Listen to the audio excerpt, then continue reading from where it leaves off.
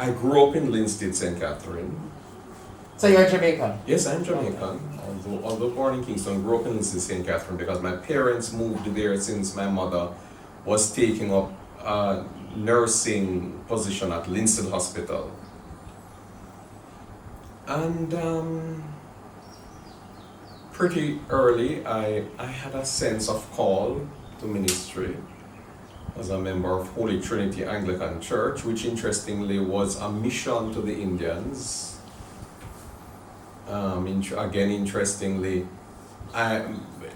all my neighbors were from India. Okay. So the SMO, Senior Medical Officer at Linstead Hospital, Dr. Kotaya Kasharagada, he was next door to us at the time where we were living. My mother was matron at Spanish Hospital, so we were living at the matron's quarters. Mm-hmm. Then across the road was Thomas Balamatam from India, the Roman Catholic priest, and not far from there was Dr. Riaz Ahmed, another medical doctor. So that kind of thing. But yes, I have for a long time had a strong sense of call to ministry. Mm-hmm. So even though I liked the culinary arts, so you can cook. So they say. Good. Good. Even though I like the culinary arts and did spend some time in that field, I'm from the first graduating class of Runaway Bay Heart Academy. Okay. Mm-hmm. Okay. Although I did that, I knew I wanted to be in ministry. Mm-hmm. So after doing a little stint there, I then went on for training for ordained ministry, went to UTC, WI and UE, and that kind of thing. Mm-hmm. And I used to be, my eyes just caught that on the wall. That's Silver Pen Award thing, I think. Oh, from the Gleaner. Uh-huh. Yes. Okay. Yes. Yes. So I used to be curate for St. Luke's Crossroads, was chaplain to St. Jago High. Mm-hmm. Chaplain and teacher of RE, was curate to St. Andrew Parish Church, and after those I went to serve as rector for the Anglican Church in the Cayman Islands,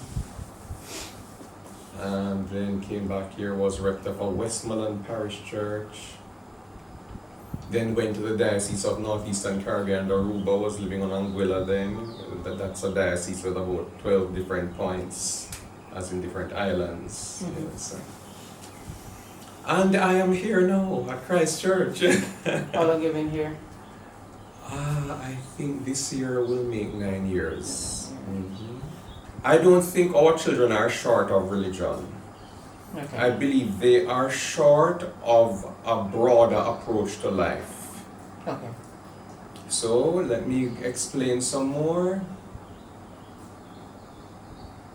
If we are preparing our children for the real world, we can't be just telling them about our church and our Christianity.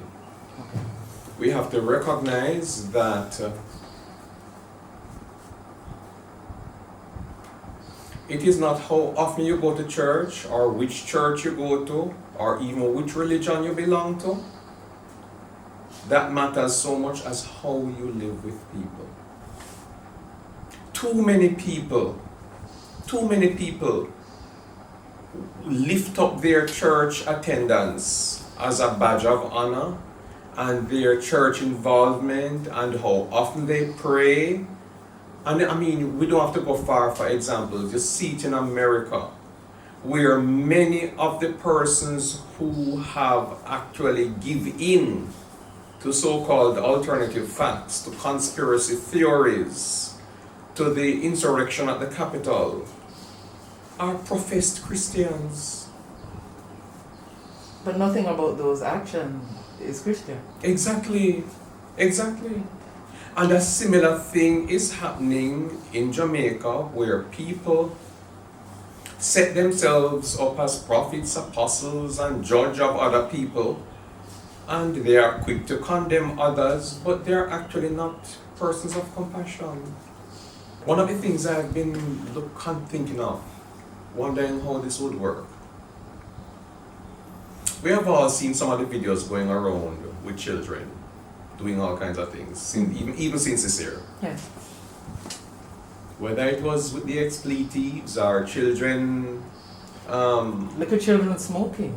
or little children telling off others about using sexual innuendos, or this one talking about what size them take or don't, and all this sort of thing. And I said to myself, what you're seeing here is a presentation, and some of them, even some young teenage girls, they don't realize that once they put something out there on the internet, it is there forever. Mm-hmm.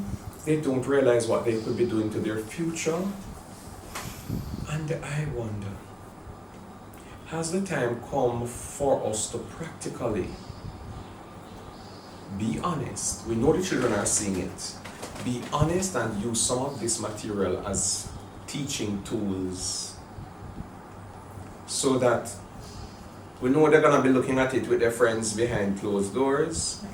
How about somebody who has the capacity to deal with this? Talk with the children, it could even be assembly context too. And put it on a big screen so we see this going around. Mm-hmm. Let us have a talk about this. So, we are actually not short on what to talk to our children about. Correct. Because they're talking about Yes. it themselves. So what we're short on is missing the moment, missing the opportunity to expand on what it is. So we're not short of the material, and then what ends up happening is children they have access to the internet. Sometimes some of the stuff they see there lead them down other roads in a negative way, and they go researching for other things. Not that they're seeking, and as young men, they are more interested in entertainment than seeking to be enlightened. Yeah. Mm-hmm. And we are the ones, the wider society, that have the duty to help them to become more enlightened in a guided way on the matter of gender and sexual diversity and LGBT matters.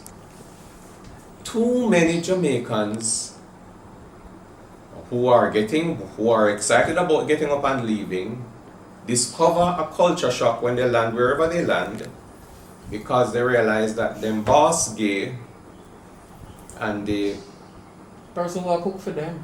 alright. Yes. And then you have, like I heard of one the other day with this nurse, the person who employs her, he is married to his husband, and the person she was employed to take care of, that person is a lesbian whose wife also lives in the same house, and Yes.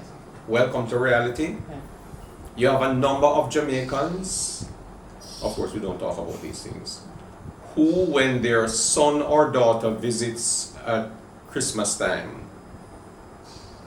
they come with their spouse to whom they are married, same gender, but nobody knows. They just think it's a friend or a cousin or whatever. I mean, and that is happening increasingly so.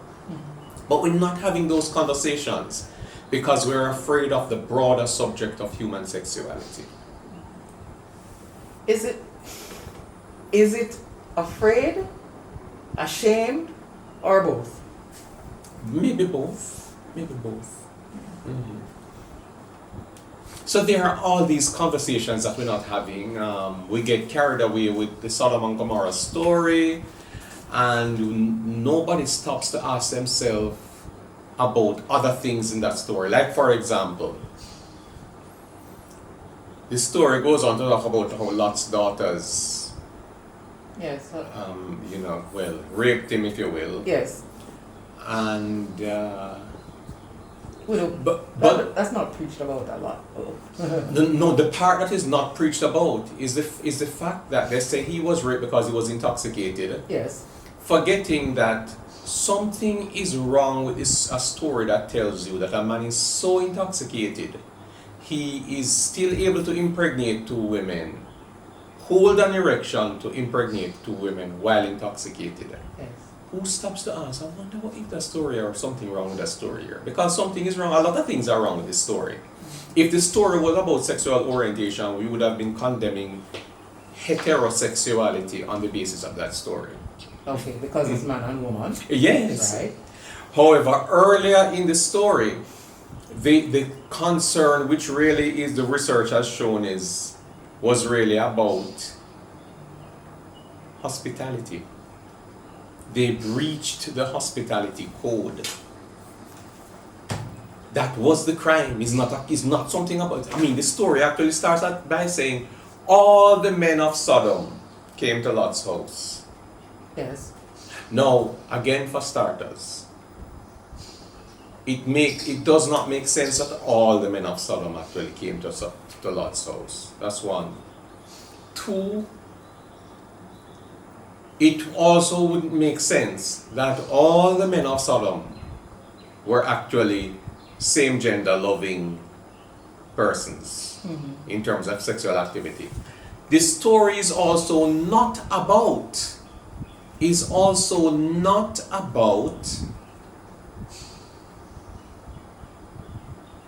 the understanding of love that human rights agents would speak about, whether in a same gender or opposite gender context. That's not what the story is about.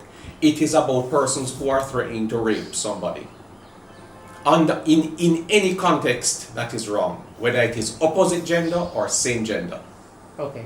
Because the men who came, that's what they were looking for. But by the way, what they were looking for was not sex. What they were looking for was to put down somebody, to as it were, demean him. Because again, in history, and if I might add, even in the present, even as recent as Iraq War, there was evidence of this, where men raped other men, not because of same gender loving reasons, Yes.